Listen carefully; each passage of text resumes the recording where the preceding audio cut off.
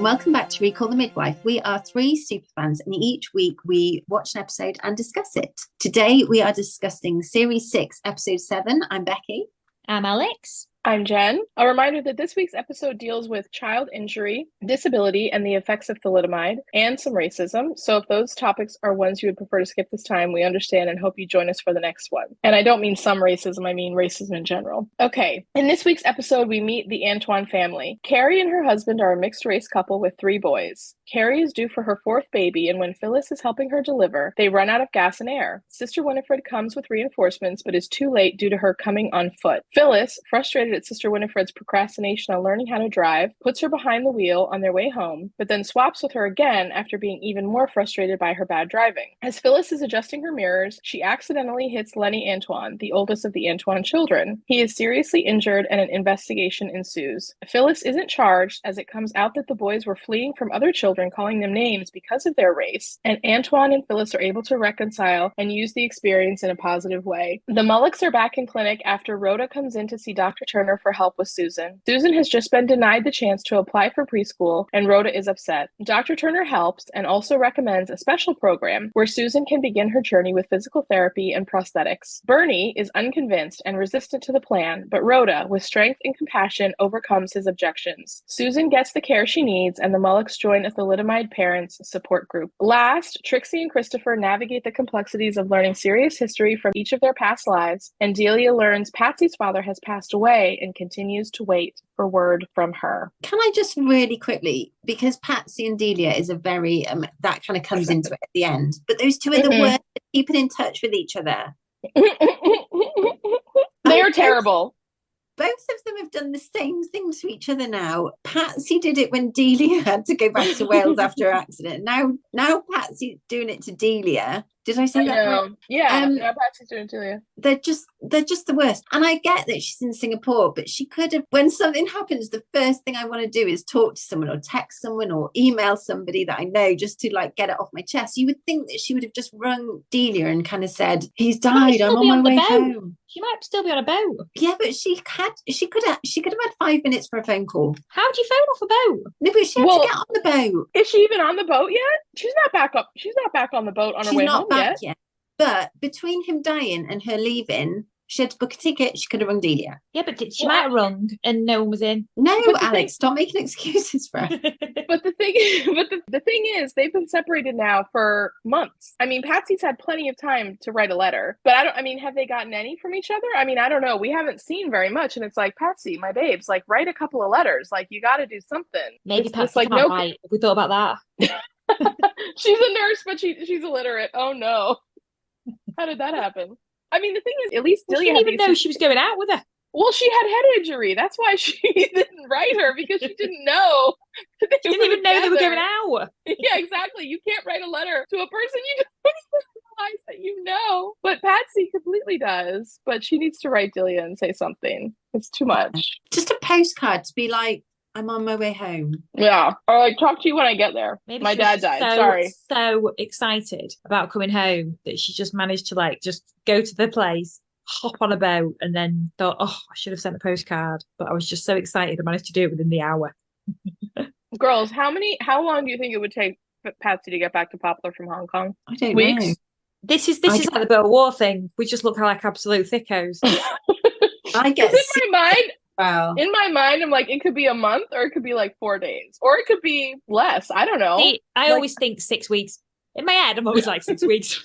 Wasn't the Titanic going to get to New York in about 5 days? 4 or 5 days? Yes, that's right. Yes, it was. And that was billed as the newest, fastest ship. Yes, exactly. I mean, I'm basing this off James Cameron's film Titanic. Well, it didn't sink of its own. It sunk because of something outside of its control. No, which is unfortunate. Was it like the Concorde? Because Concorde was faster than planes now, but we don't use Concorde still. That's my point. Yeah, but I feel like Concordes are like really like not like they're not accessible. You know what I mean? Like we would use them, people could use them, but like they're not. My grandparents your plane have flown on the Concorde. Yeah. Oh my God! Wow. Fancy. Yeah, they did. Where were they going? Where were they going from and to? I've no idea. I think I know America, so I think it was either LA. They used to go to LA for work, for my granddad's work. Oh, okay. And it took like 5 hours instead of like 8 hours or something like that. I don't know. I was tiny. Yeah. See, here's my thing though. Like, okay, Titanic could go from Southampton to New York City in like 5 days, which I get, but that's just like a straight shot over water. Yeah, I was going to say this. Singapore, you got to go down and round. Yeah. Like, how are you, like, what's the route? You know what I mean? That's what I would wonder. It's like, how do you get? I think you would have to go through the Suez Canal. But wait, did she? So Hang wait, on, did a big boat turn awkwardly and mean that no one could get through? Maybe that's what happened. Wow, call back to the that boat story with the post from now. on. I mean, the boat with the post as well. Yeah, but wait, but Sheila and Dr. Turner took a plane from London to South Africa for the Christmas episode where they went there a couple years ago, right? Yeah. So, and she could have written by airmail. Yes, exactly. Which would have definitely taken less time. I think Patsy could have taken a plane. This is my thinking: is that she could have flown. Well, she's which got I would definitely now have as done. well, hasn't she? Yeah, exactly. Like she's gonna be kind of rich when she gets back. I think we should talk about the Antoines. Otherwise, this podcast is going to be 5 hours long. Honestly, guys, we've just been talking for about an hour beforehand, and we're supposed to be getting on with it. And I'm just like, come on, girls, can we talk? Come on. We can't help ourselves. We have to like muddle over the mundane for like at least 10 minutes. Okay, start us off on the Antoines, Bex. Where do we want to go with them? Well, I loved Mr. Antoine because he was very sweet. He really didn't want to leave because when we meet Carrie Antoine at the start, like she's pretty much good to go, isn't she? There's not a lot of build up to it. Yeah. Her 3 boys go to Cubs. So Phyllis already knows the 3 boys. That's Wesley, Jerome, and Lenny. Yes. And Mr. Antoine wants to stay with her. And I was just like, oh, he's like the opposite of all the popular dads. Yeah.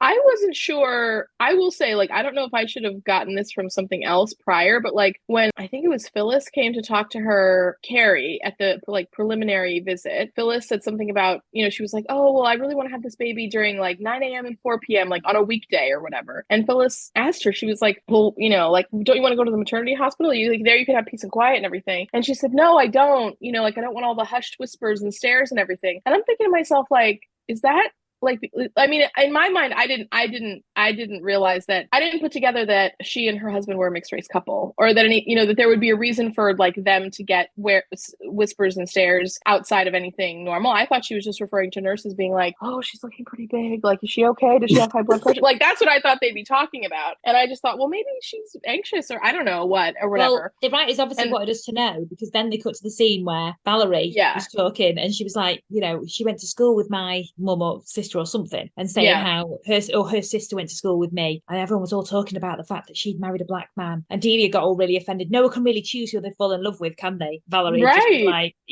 really racist. But that's obviously what the sentiment was around then.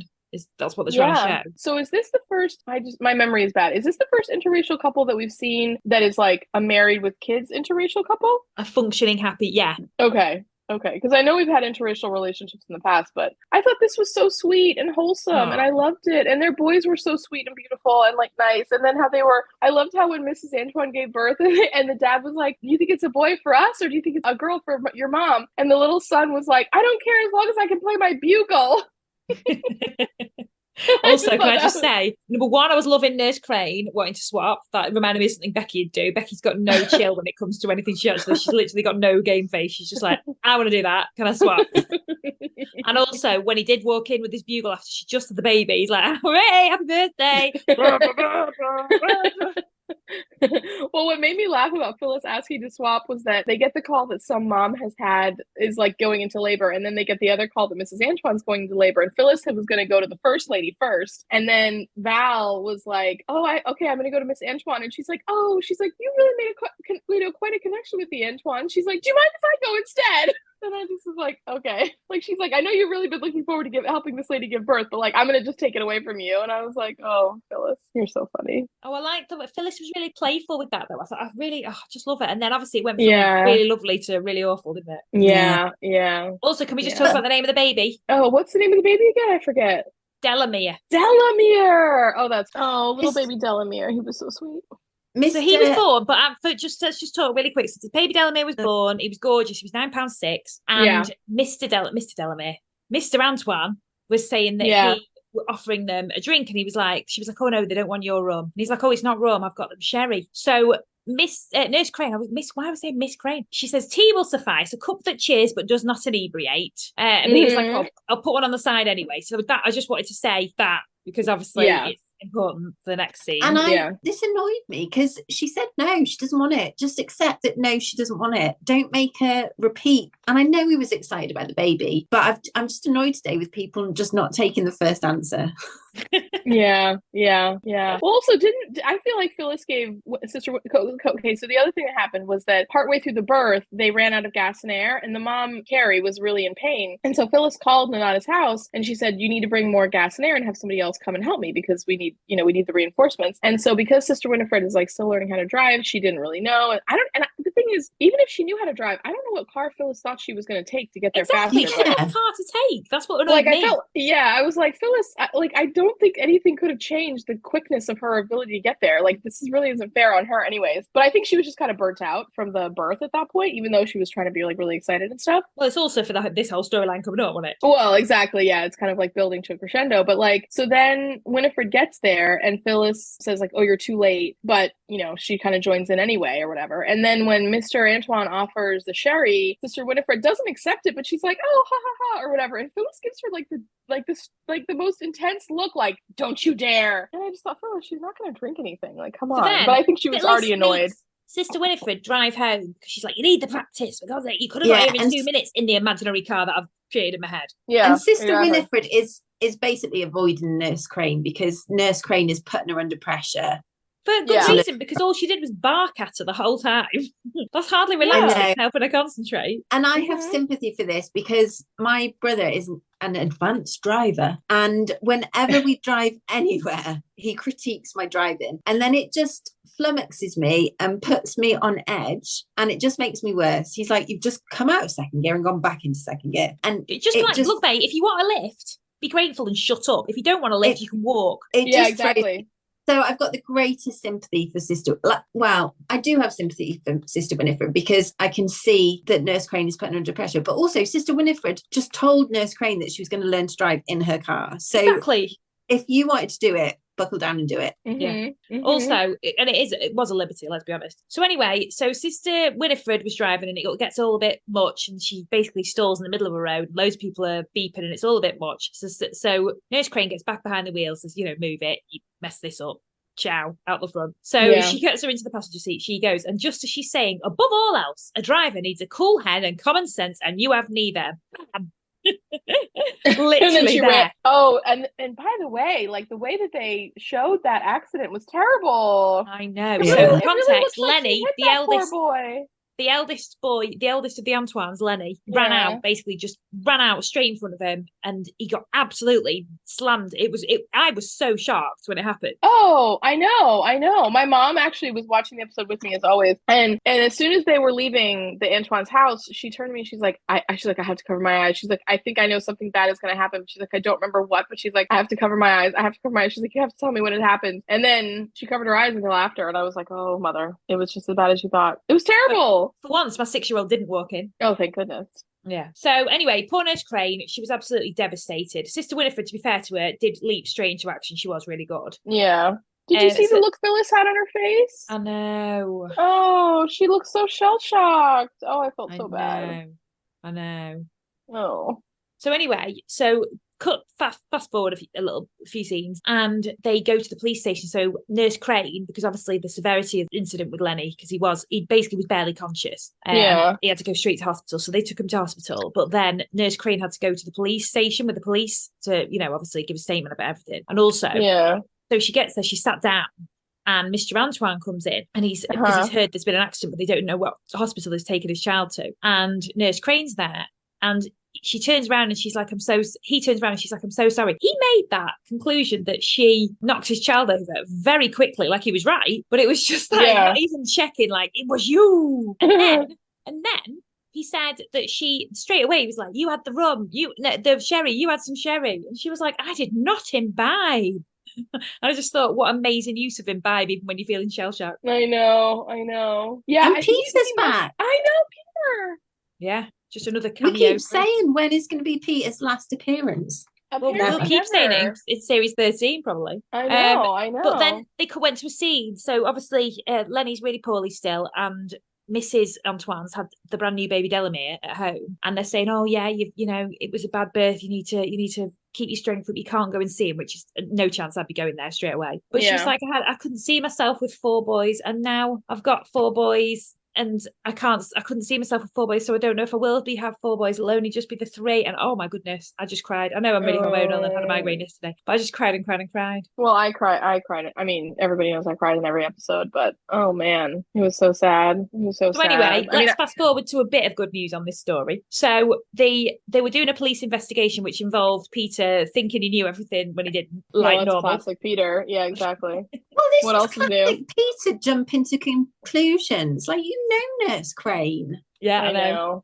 I know, he should know better. Well, and just to say, and like, I don't mean this in any way to minimize Lenny's injuries or like what happened to him, but he had a concussion and a broken leg. So look, that's very serious. Like, again, but in the grand scheme of things, I thought it was gonna be much worse, honestly. Yes, not to sound insensitive, but I was like, those are things you can like very much recover from. So, well, exactly. But even Sister Julienne, I felt was a bit judgy with Nurse Crane. I just didn't feel everybody treated Nurse Crane as she was guilty. Well, did you hear what she said to Sister Winifred, though? Because Sister Winifred was crying when she was back in the Nana's house with the other ladies, with Sister Julienne and Sister Monica Joan. And she's like, I just feel so bad. I feel like, this is all my fault or whatever. And Sister Julienne was like, you weren't behind the wheel. It's not your fault. It's like, oh, well, I guess we know who you think is at fault here. Like, oh my goodness. Like, geez. I don't know. Barbara was amazing. Barbara was amazing. Oh, Barbara was wonderful. Yeah. Barbara was wonderful. Yeah. Like when she went in and said, is there anything I can do to make you feel better tonight? And Phyllis was like, I don't really think so, but like, thanks. And it was just when Phyllis, that scene of Phyllis being like, I don't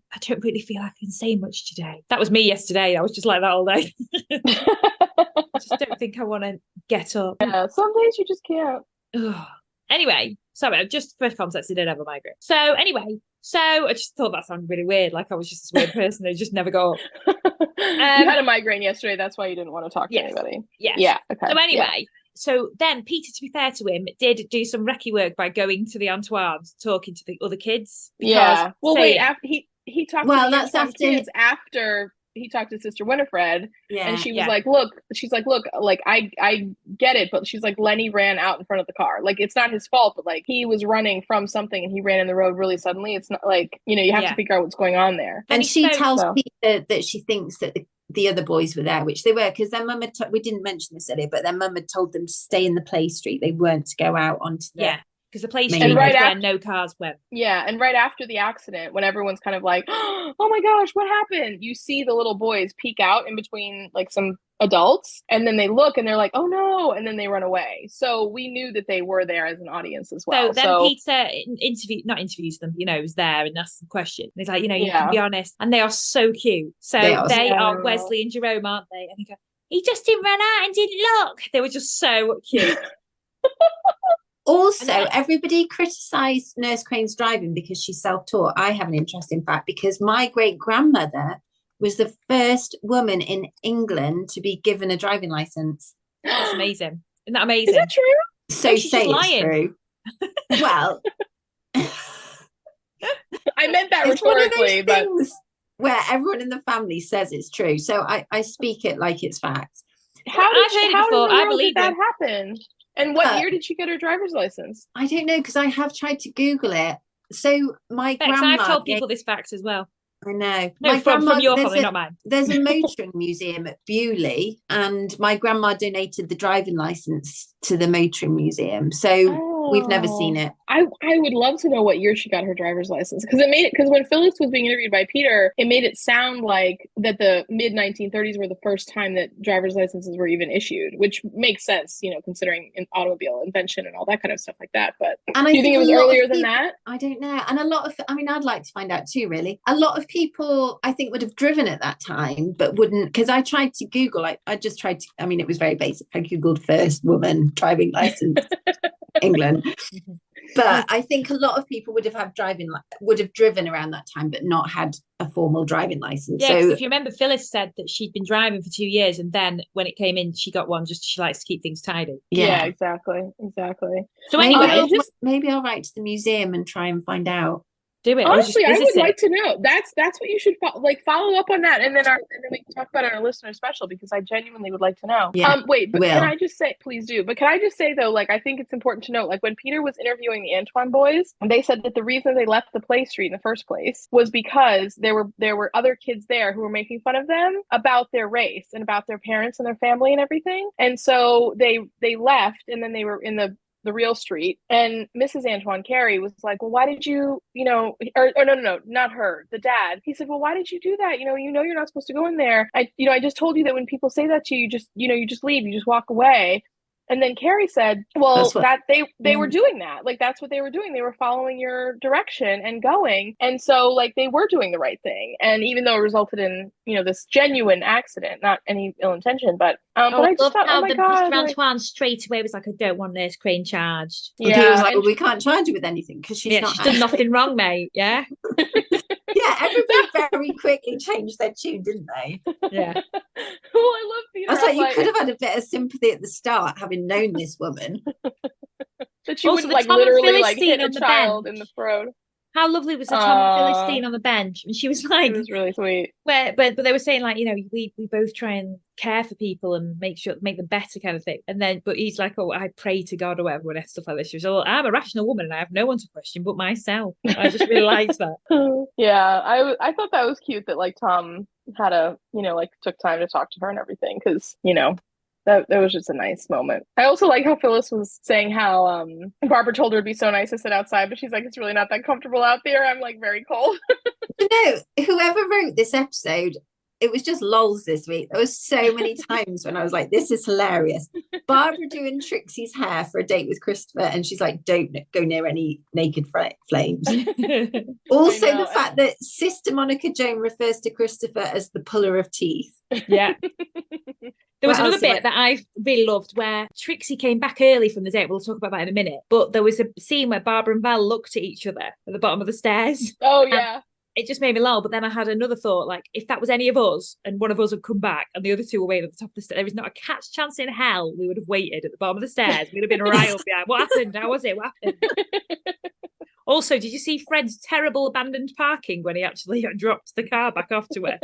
Good as new from the police, and literally like just dropped it off. And then right, so let's talk about that. So she didn't want to go driving again because she was just really put off from the whole thing. Yeah, 100%. Sister Monica Joan. Yeah, she was amazing. She was like, not out of the house. This is not a midwife speaking. That's not going to be very good. Like, when someone, because the phone was ringing and she just didn't want to answer it because she's lost all the so she says when she answers the phone, and she says, Nanasa's house, this is not a midwife speaking, will not be reassuring to an expectant mother.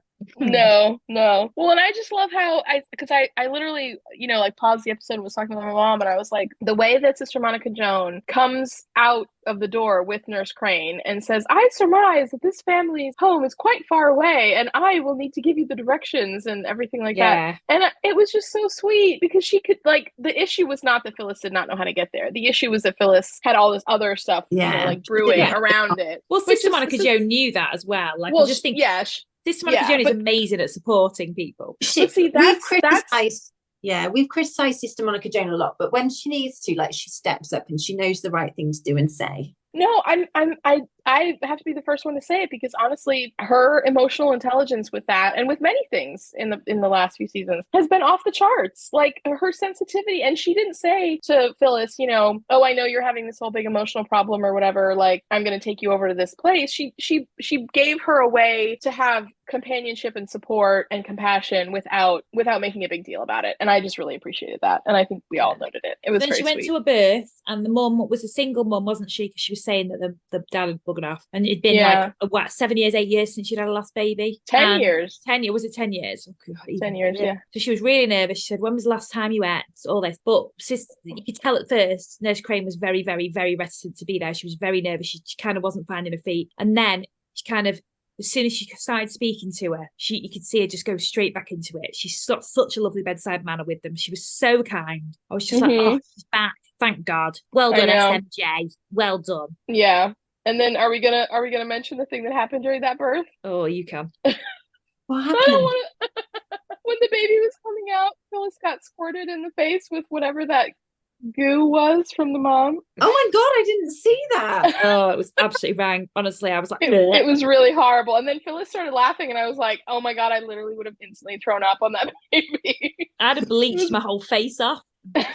It was really weird and gross. I was like, I know they meant it to be funny, but it just was like horrible. I'm like, look, I don't want to get that? I do not want to get anyone's bodily fluids on me, anyone's from any orifice, but from the vagina, no thank you. It was just so weird. Like sometimes on the show they have births where like there's just so much coming out like along with the baby, and I just am like, what is that? And like why? And why do we have to see that? Oh, it was really weird. Because Heidi Thomas. Yeah, she's a real stickler. You know, not that you've met her or anything, Bex. No, that's why I said her name. Like, is her name Heidi Thomas? Who is it? Who are we talking about? Who are we talking about? Are they married? What? No, she is such a stickler that must be based on experience. Well, not her experience, but it must be somebody's experience somewhere. Yeah, I'm sure it's a real. Basically, Bex, what you're trying to say is Heidi Thomas squirted someone in the face when she gave it. And she was like, I'm writing it into the show. Here we go. You heard it here first, guys. But anyways, the point is that Phyllis did have a really positive experience, and then that kind of helped to reinvigorate her. Well, I think it just reminded her of, you know, how good she is. So we have to finish the Antoine family story on the really high note that they left it on the episode, which is show and tell. Show and tell. Yeah. They brought the treasure from home, and they brought baby Delamere the cubs. Yeah, and then Lenny wrote this really beautiful letter about how, like, you know, we look the way we look, but, you know, we're just kind of like, I can't remember now what he said, but basically it's like, you should mix of our parents and the people who will love us, and like, you're the mixed person who you are. Your dad might be ginger, your dad might be blonde. I thought, all right, mate, we get it. And then you're explaining like every rudimentary genetics, but okay, like go on. But then the cutest was like, oh, if you're lucky, baby Delamere might squeeze your finger. I thought, oh. And then all the little boys went up and like touched the baby, and you know, just like gave him a like little squeeze and everything. And it just was so nice to kind of like really forge those bonds. And I really hope those other Cub Scouts like stand up for the Antoine boys when they're out, so that they don't experience that stuff anymore around Poplar, because they shouldn't. Yeah. But it was just also like the fact that Carrie and her husband like did end up having like, you know, like they reconnected with Phyllis, and I just thought that was great, because Phyllis was, you could I mean, she was so upset. She was so upset about the accident, and she was really suffering and like torturing herself about it. And her hair looked crazy, and you could tell she wasn't setting it at night. Yeah, actually, that was exactly. But I liked that detail, because I was like, oh, she looks like absolutely. I know. Like me right now. But yeah, no, it's true. I thought that exact same thing. I thought they've done proper detail here.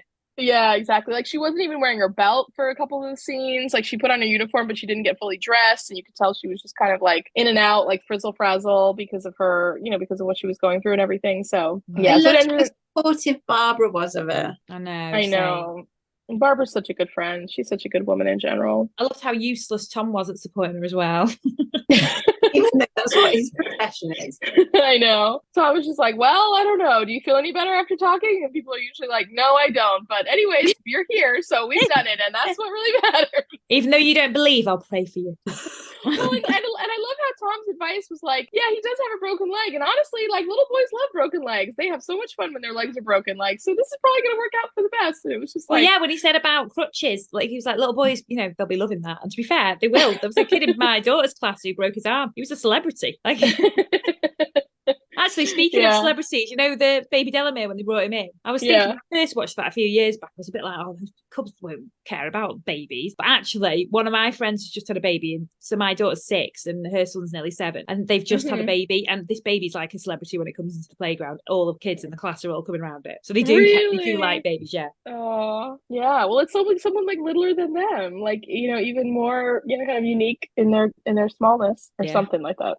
Anyways, really quick, before we go on to our next storyline, I just want to really quickly talk about Sheila, because one of the first scenes was Sheila getting measured by Barbara, and Barbara being like, you know, you need to relax and enjoy the last few weeks of pregnancy. Pardon, what? Enjoy? But she was like, if this was a school report, I'd say you could do better. I was a bit like, all right. Well, I loved when she gave her the Breathing to Serenity pamphlet, and she's like, has anyone given you this pamphlet? And I was like, is this a joke? Did Sheila write the pamphlet? And she's like, but then that's not where they were going with it all. She's like, yeah, someone did give it to me, but I haven't read it. And she's like, read it, babes. You need to read it. And I just thought to myself, like, okay, breathe to serenity, but like, I don't know that breathing to serenity is really going to actually get you there, but well, to be fair, try.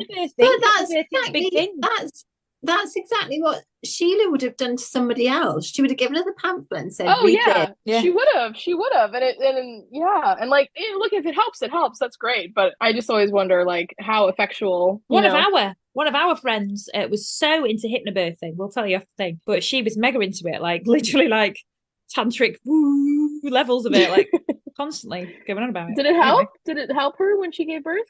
Yeah, twice. Oh, she used it both times. Yeah. Okay. Good for her. But listen, he's trying to think who it is without asking who it is now. Whatever works, you know? Now, which storyline are we going on to next? Are we going to do Trixie and Christopher or the Mulluckses? Should we leave the Mullucks for last? Oh, so I can like vent my rage the whole time? Yeah. Sure. Yeah, let's because Trixie is a quickie, isn't it? That's what you want. Whee! Can't just talk about Trixie. She's in the wrong profession. She should have been like a colour expert or something ridiculous. Like, she's absolutely amazing when she talks about colours. Yeah. Ice blue, Wedgwood blue, like something LeMay or Lurex or whatever it is, like that. Yeah. This was another. So Christopher keeps standing her up and rearranging dates, and I loved it. But do you not think he's a bit of a psycho though? Like, best Christopher. He started it with Darling. I think she's overreacting a bit. Yeah, she is overreacting a bit, because how else would you sign that off? Like, you couldn't say love Christopher because it's a bit early days for that. Exactly. Now, the other thing that really annoyed me about Trixie today was how stalkerish she was, smelling the scarf. Yeah, it was a bit... Like, to pick it up even's rude, but then to, like, out of his car, but then to, like, smell it.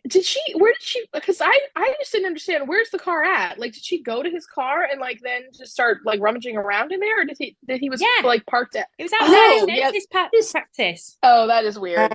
Yeah, you can't do that. I thought she'd literally just stumbled upon his car. Oh, well, see, the thing that made me laugh about the whole Christopher thing was that I literally was watching it and I was like, oh my God, like, the medium has changed, but the conversation has stayed the same, because literally you and your girlfriends trying to dissect the meaning of every word of like a crush or like a guy you're dating's text message or like apparently note that he leaves at your like workplace door is perennial. You know what I mean? When she was going like, oh, well, he said best. Like, what does that mean? Best wishes? Like best of luck, like finding a new guy to date, like, you know, best, you know, be on your way because I'm totally done with you or whatever. And then when Val was like, yeah, okay, I do get that. That isn't really very good. But she's like, but only, like, he said darling, and only men who really like you say darling. And I was just like, oh my goodness, like, truly, like, it, you know, it's just exactly like when we, you know, sit there and it's like, well, he put the smiley face emoji and a heart emoji, but then he also put like a broccoli emoji. Like, what does that mean? You know what I mean? It's just like, it's like, you'll never know. And it's just always going to be. Just to say, once you've been married 8 years, you'd be lucky to get a kiss.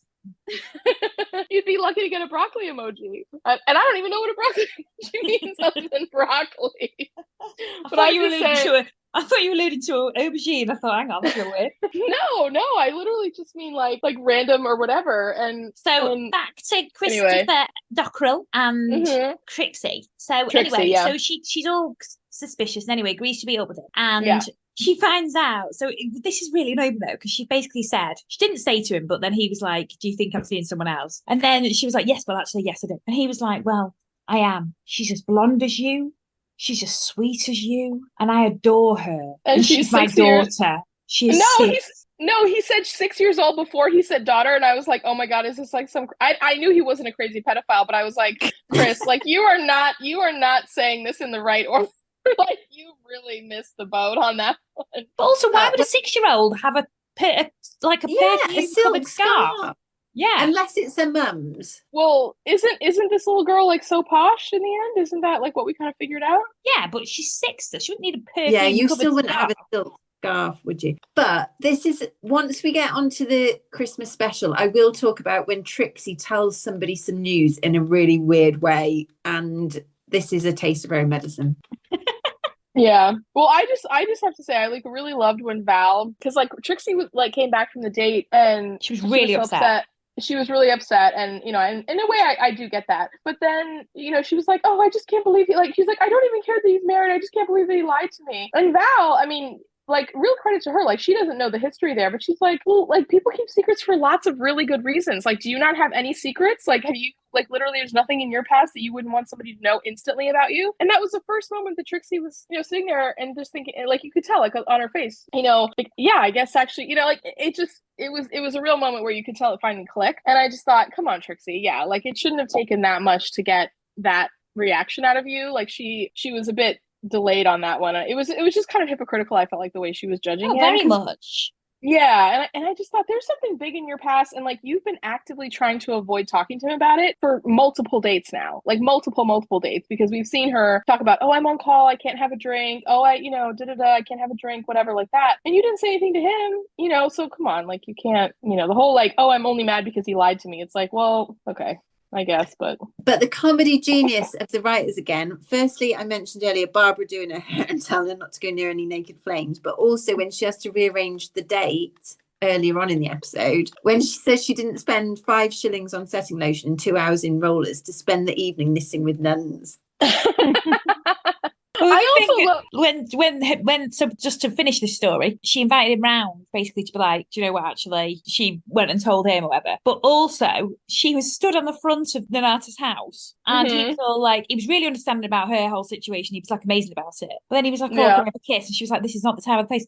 You may write our initials with a sparkler later on. I was like, oh, God, you nice, let him do that. I thought that was crazy too. The other one that made me laugh was when Barbara's like spraying her hair to high heaven, and then she walks out and Tom's like, what's going on there? And Barbara's like, best not to say. And I just thought, and I just really love that, because I was just like, yeah, Tom, you don't need to know any of this. Like, it's not going to help anybody. Like, just stay out of it. Barbara knows Tom's capacity. He doesn't need it. Yeah, exactly. And he's just like, no, don't bother. Like, I'm not gonna waste my breath explaining it. Like, you're fine. Just don't worry about it. And he's like, oh, okay. Yeah, I won't actually worry about it. And it's like, okay, good. Now, shall we talk about Susan Mullucks? Yes. Yes. The start of this episode, so last week's episode was really heavy for me, like from health perspective and everything like that. So this week I was like, oh, you know, at least it won't be as heavy. No, we're straight onto Susan Mullucks and the whole thalidomide scandal, the whole heartbreaking storyline of Susan Mullucks. I will tell you, girls, I cry a lot, and everybody knows that, but this storyline had me really going. Well, like, this storyline really gets me wanting to go to Dock Road Nursery, a fictional nursery, to go and picket it in 1960. I was so angry with them for not accepting Susan for name down. Oh my god. Can I just, have you seen in the news this week that Australia have just made a national apology to the survivors of thalidomide? Have they? No, I didn't see that. Yeah, they spoke about it in their parliament this week. Oh, like, why now? What motivated that? So Call The Midwife for doing this episode this week. They were like, yeah, really? Oh, it's on brand. We need to. Yeah. So, and it was actually really interesting because the storyline touches on it, because what we're going to get onto is that Rhoda meets other families that have also been affected by thalidomide, and this is the first time she's had an opportunity to kind of understand how many children were affected, and a lot of the other families kind of know more information than she does, and that's how she finds out. But I think the reason why Australia have just obviously taken that step to make a national apology, so off the back of a report that was published in 2019, they found that 20% of cases could have been avoided if the leaders had acted sooner. So that's obviously where the apologies come from, because, and that is touched upon in the episode as well, isn't it, where they kind of say, if only, because they talk about when Rhoda's talking to the other mother who's affected, who I don't think I took a note of her name. I didn't either. Oh yeah, I want to say it was like, no, I'm just gonna guess. I was just gonna say, I want to say it's like Doris, but that's not coming from any intelligent place. No, she doesn't look like a Doris. No, she looked like she was a more posh name, you know, like Geraldine or something. You know what I mean? Like a more like upper crust. She had a fancy quality to her. Yeah. And she talks to Rhoda about how it was identified that there was this issue with the drug, and they both say about, but their child wasn't born until so many years later, and obviously if people knew about it before they actually banned the drug. Oh yeah, exactly. Well, my mom told me actually a very interesting fact today when we watched the episode. She said, did you know that in Germany they never allowed the drug to be sold and used on German mothers, and they wouldn't approve it for use in Germany, but then they exported it. And now that's a fact coming from my mom, so I'll just say I haven't fact checked that, but usually I trust her because she's, she kind of knows what she's talking about. But I was like, oh my God, that's terrible. But even if that fact isn't true, the real truth is that they definitely did know it was harmful, and they didn't do anything for a long time about it. And that absolutely sends me to the moon every single time. Yes, exactly. Like thousands of children were affected because of this absolute like criminal negligence. So to the actual Mullucks in this episode, basically a lot of it was to do with the family struggling and Rhoda struggling against the family. Not just the Bernie, because also there was Perry feeding Susan. There was Perry and Belinda being angry with her when she had taken her to the hospital to try and get some help. I missed that part. We didn't have a lot of Perry and Susan in my episode. It wasn't a big thing, but they were like, she's our family too. You've just let her go. Was she crying? Was she crying when you left her? And poor Rhoda, my God, is she absolutely fighting against everyone and everything for her daughter? She's under the gun, yeah. Yeah. Mm-hmm. But it was very much episode, and I think it was like a fact-finding mission for Rhoda as well this episode, because obviously she was learning loads more, and then she was meeting that family, that lady that you spoke about, and invited to the meetings and stuff. But did you notice who the nurse was, by the way, at the hospital? No. I mean, I did, but who was it? Jenn will know it more. So sorry, Rhoda keeps talking about we've got to grab every chance we get, and then they get this chance to take her to a residential for a week where they can fit her for artificial limbs and just do more things as well to find out what else they can do to help her. So she's like, we've got to grab every chance we get, Bernie. And he's like, we don't. We need to just bring her a house, keep her home with us. Anyway, she takes her anyway. Every day. Go Rhoda. So anyway, he's like, we don't even need to send her to school. She's like, what? Like, you could see her brain like, what are you thinking? Oh, it was sending me to the moon, honestly. I just was so pissed off at Bernie. The nurse was Simon's mum from The In-Betweeners. Oh my God, that's hilarious. I wasn't going to be able to put that together, but I know exactly who you're talking about. Oh my God. I love The In-Betweeners. Oh, hilarious. Yeah. Oh, man. Bernie struggled in this episode. And none of us in that situation, so I don't think we can judge. But what did annoy me was when he said, we'll manage, Rhoda. And I was just like, that's so classic, because, you'll manage, because as usual, it's all the women who put in the hard work so that you think it's a doddle. Yeah, well, she says to him, like, when you say we'll manage ours, that means me. That means me going down on my knees, getting her ready. That means me teaching her to walk. That means me doing that. You do most of your managing down the black sail. Yeah. She's like, I'm the one that's going to not just in this situation as well, with obviously dealing with a disabled child, but I was just like, in life, that's so true, that they just think it's easy because don't actually see all the hard work that goes in behind the scenes. Exactly. Yeah. But also Mr. Mullucks Bernie saying to her about you should have thought about that before taking them bloody pills, like she knew. Oh yeah, that's tough. But then it's such a disgusting situation. Oh, it is awful. Don't get me wrong, it's absolutely awful. Like when he walked out and stuff. I think I was harsher last episode when we spoke about it, and then we had that message from the listeners, do you remember? Yeah. And that did make me see things more from the perspective as well, because it isn't just as easy as you think when you're in a situation. It's completely different to us watching it now.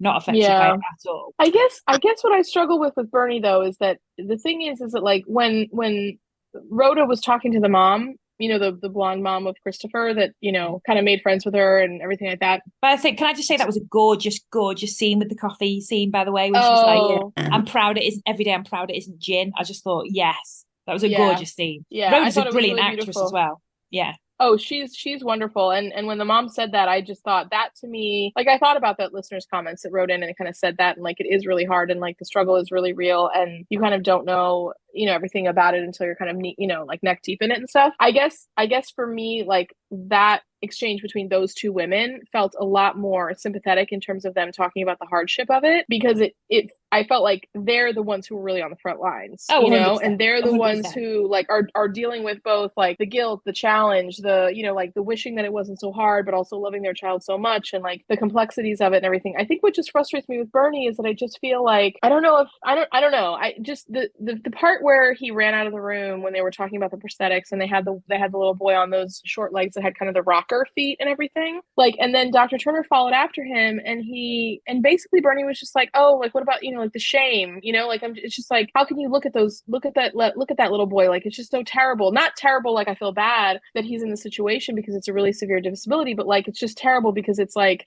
I don't know if he used the word disgust, but that is what I personally felt that he was kind of implying there. And Dr. Turner was like, what are you like, he just kind of was like, he was trying to understand Bernie, but and the way Bernie said it was like, I feel this way, so I can only imagine how other people feel. And I get that may be a very real part of it. I will say, I really want to be sympathetic he did it to that, like, but it was very visceral, his acting there. He did do it well. Yeah, no, the acting was great. I don't have any criticism of it. I just struggle with Bernie because the thing is, like, I have very strong feelings about, kind of these type of situations. I think I've said before, and we've talked about this, like, I had a father with really severe, like, physical disabilities and everything, and he often had to have like assistive devices for walking and doing stuff, and like we were always with him. And my feeling, I feel very instantly kind of, a certain type of way about it, because I don't like people, or even the intimation that someone's like looking down on a person with disabilities. I don't like the feeling that a person with disability should be made to feel bad about themselves or like ashamed of themselves because they have a disability. And I don't like the idea that someone, and that, like, oh, they should just be hidden away, and like, we'll love them and that's enough. But like, they don't get to be like real people who are actually like living and doing anything. And like, and Bernie was like, oh, my Susan doesn't miss a trick. She's the cleverest little girl you'll ever meet. It's like, well, yeah, and you just want to like literally lock her in her room for like the rest of her life. Like, Rhoda said it.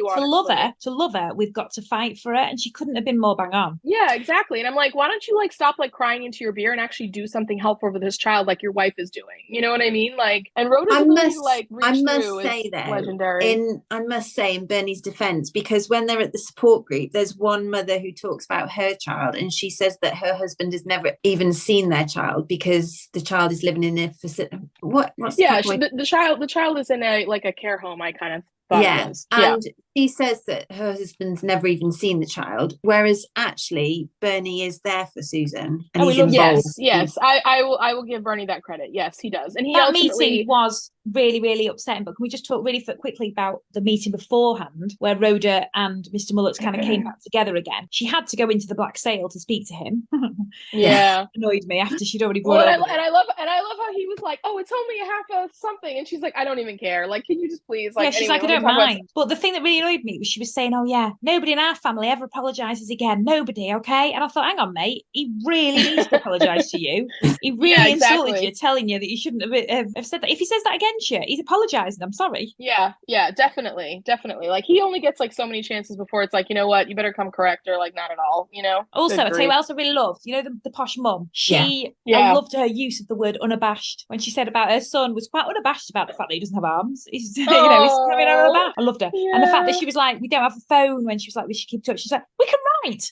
Like, she was just totally, that was not, the communication was not stopping. And Rhoda was so buoyed by this, because this is finally support for her when she's just been on her own doing it. Yeah. And that mom, I felt like, now I know Rhoda loves Bernie, but I'm like, that's the person that Rhoda needs to like lift her up in the day to day. Now, I mean, Bernie's not going to do it. Bernie's like basically her fourth child. I mean, he's a great dad and whatever, but like he's not going to be helpful that way. Like, you have to drag him into every emotional developmental exploration he's ever gone into. You know what I'm saying? Like, he's a Neanderthal. So anyway, sorry, I'm always hard on Bernie, and I apologize if I'm too hard on him. I get it. But there's a protective element. Like, since that email, it has honestly made me look at it in a different way. Yeah.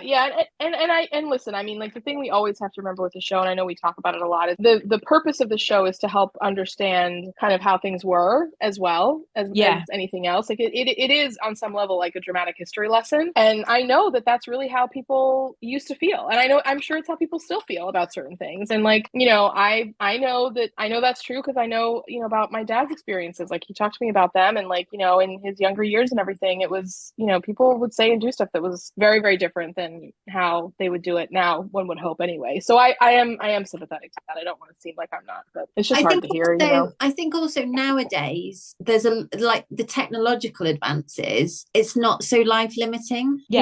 Now, before we go to Heroes and Zeros, can we talk about how fit Caroline Gillespie must be for Timothy to be doing all that bassoon to sit next to her? Oh, I missed it. Who's Caroline? Caroline Gillespie is basically a girl who's... he gets to sit next to a girl called Caroline Gillespie because he's playing this bassoon. And honestly, the scene where Dr. Turner and Sheila are laughing because he is absolutely terrible at it just made me absolutely guffaw. And it reminded me... on Caroline? Yeah, he wants to sit next to her. But my friend told me, so I went out this with my netball team. I've not seen them for a while. I went out with them on Friday night, and because obviously I've not been playing netball. And one of them was saying that her son has got a violin from school, and he's got to do jingle bells for this concert. And she said the word. She said it's just the worst thing in the world. So shout out to you if you're listening. Just made me absolutely laugh. Oh, bless. Oh, it's so. Oh man. You know what that reminds me of? That the storyline in Love Actually, where the little boy has to learn drums because he wants to play in the band with the girl who's going to sing "All I Want for Christmas Is You." You know, and he's That's like, literally my life that I'm living right now, Jen. My 6-year-old's doing drums and shit. That's right. For her rock band. Yeah. When my niece got to year 5, they all take trumpet lessons all year. They get a school trumpet. Right, should we say the name of the school so people can avoid it? No, they'll know. We don't need to say. Everyone will know in the vicinity. They'll stay away on their own. Oh man. My daughter's practicing at the moment. So you two know this, but there's a concert going on at my daughter's music school that she goes to, and they're doing like a concert, like a open mic thing, and each kid's been given a song, but we didn't know that. So my husband got really excited and wanted to play a song with her. So they had to like write to the person and be like, can they do this weird song that he's chosen? That's like from like this weird rock band. And they were like, yeah, of course they can. And now he's going to be the only non-pupil on stage. Oh, well, wait, can he have you just like your daughter sing it by herself instead, or is it like a duet? No, she's drumming, he's guitaring. Oh, so it's an instrumental. Yeah, have I not sent you the video? I'll send you the video. Oh, yeah. Send us the video. My friend is a teacher and a primary school teacher, and they had a talent show, and somebody did, is it 50 Cent Candy Shop? Yeah. She said it was so inappropriate. Oh, Lord. How did that get through? How did they allow those kids to do that? I don't. Yeah, she said it was awful to listen to. Oh, no. To be fair, they're all awful to listen to anyway. In the vein of like children's musical performances, so we've just moved to a town where like a lot of my family are, and this Friday upcoming, we're going to a choral concert, and one of the performers is my cousin. He's a little boy. He's 11 years old, but apparently like it's a whole school thing, and like he's in a choir, and then there's like other. I don't totally exactly know what we've signed ourselves up for here, but like everyone's gonna go, and like we're very excited to go. I hope there's not a Home Alone situation happening from it. No, I don't think so. But anyways, I'm very curious. It's supposed to be really good, but that's gonna be our Friday night. I'm imagining in a very stereotypical American way, it's gonna be like Pitch Perfect. Yes, exactly. That is what it probably will be. Just littler kids, basically. Yep. I think it's gonna be cute. Should we hero and zero? Yes, who's going first? I've not given this any thought. I'll go first. My hero. Oh, sorry. I just thought of one. My hero is Barbara. Oh, Barbara. Have I stolen yours? She was like, I'll go, and you're like, my hero is Barbara. Hang on, you always steal mine. Right, you've taken it now. Go for it. You've taken it now. She was just so supportive of Nurse Crane, and I feel like she was the only person, even Tom, his profession being given pastoral care, she was the only one who was truly supportive of Nurse Crane. Okay, negative. Sister Winifred. Because Sister Winifred, I don't know what it is, but I've just not warmed to her. And she's very enthusiastic, but sometimes enthusiasm just isn't enough. Yeah. And she wanted to drive, and I can understand why she's avoiding Nurse Crane, because it's a very fraught situation and she wants to avoid it. So she just wants to do the theory. But she put herself in that situation and volunteered for it and forced herself upon Nurse Crane and her motor vehicle. So Sister Winifred is my zero in a very judgmental way. My hero is Sister Monica Joan, being so supportive. Oh, good one. Yeah. And in such an amazing way of being supportive as well. Like, just exactly the right. I swear, she sometimes cantankerous, and you can tell sometimes she's been a bit spoiled in life and doesn't really understand. But when it comes to situations like this, she's bang on. So, well done, SMJ. My zero is going to be Peter Noakes. Yes. I don't think we need to explain, just missed the mark yet again. Yeah. As per. This is a throwback to all of Peter's policing situations where he completely reads the situation wrong. Yeah. Yes. Mm-hmm. Yep. Even if like there was a scene, even if like he'd seen the accident, he'd still read it wrong. Like, do you know what I mean? Like, there's just he just always goes to the wrong conclusion. Yeah, exactly. Or he'd reference some like truly arcane law, and it's like, well, that's all I can do, and you're just like, oh, it's so unhelpful. Okay, I like to do my zero first and my hero to end on a high note. My 0 is Tom. Just what's the point of you, Tom? Sometimes, truly, his help is just, he tried. He really did try and everything, but I'm just like, I'm just like, Tom, you're really just a net neutral on this one. Like you're not hurting, but you're really not helping in a significant way. So, he needs to try harder. And then my hero is Rhoda Mullucks. I love her. I love her character. I just think she is such a champion for her family. I think she is a champion for her daughter in one of the most best ways, and her strength and resolve and everything. I just think she's a truly heroic woman. And I want to give an honorable mention to, I don't know, Geraldine or whatever her name is, the lady that none of us can remember her name, but the friend that Rhoda makes. I'm going to say Elizabeth. Yeah. She seems like an Elizabeth. Sure. Well, whatever her name is, it doesn't matter what her name is, but just want to give her an honorable mention because I just think she must have introduced herself. One of our listeners will message and be like, yeah, message us, let us know. Yeah, she'll be like, oh, none of us can be bothered going back and actually doing any research. So no, I can't at all. Could have researched a podcast, but we didn't. I literally could have just looked on the credits on Netflix, but I didn't even do that much. But anyway, she's just so great, and I just feel like the bonding that they had together is just so awesome, and like it's just another interaction between women and female friendships that just shows how awesome it is. Like women are just so great, and women banding together, I don't know, man, I just loved it. I love seeing it, so anyway, yeah, Rhoda and whatever her name is, that lady, like, love them. Speaking about women banding together, I have got a few messages. Oh, we've had a message from Joanne on Facebook saying she can't wait to hear what your thoughts on this episode. It was a really thought-provoking one. I listen on my daily walks and enjoy the discussion. Why, thank you. Walking seems to be a theme with our listeners at the moment, because we also had a comment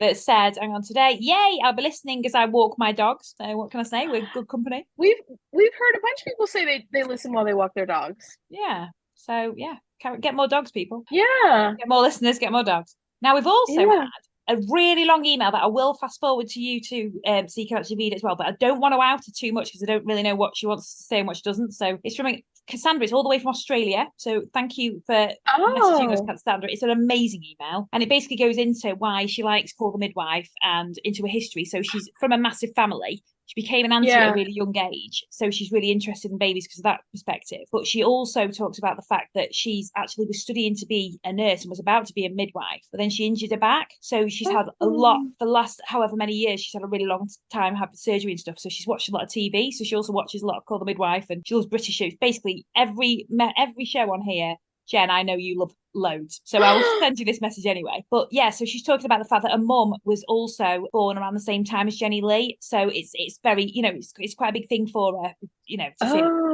I don't really want to talk about too much of it because I don't want to out too much about too much information, but I will say what I want to talk about here is, she says, as you discuss in the podcast, the show is so beautifully written and cast and costumed and filmed. It is just so perfect. I cannot get enough. I love to hear you girls laugh and disagree and react. Well, that happens quite a lot.